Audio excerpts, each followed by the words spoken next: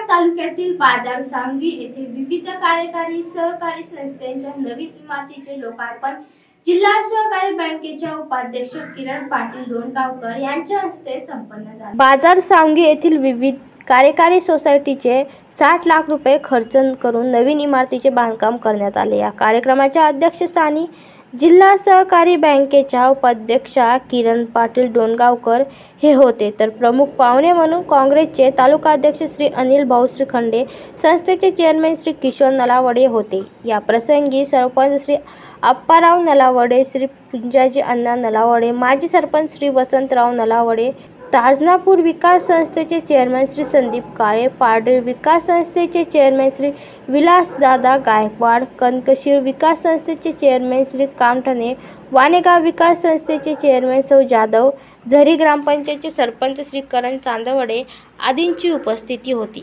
Ramlal Nimbhore, AI news, Khultabad. भरभराटीला यावं यासाठी त्यांनी सदैव काम केलं आणि म्हणूनच आपल्या समोर या संस्थेची आज ही इमारत उभी राहिली। या ठिकाणी सांगितलं ज्यावेळेस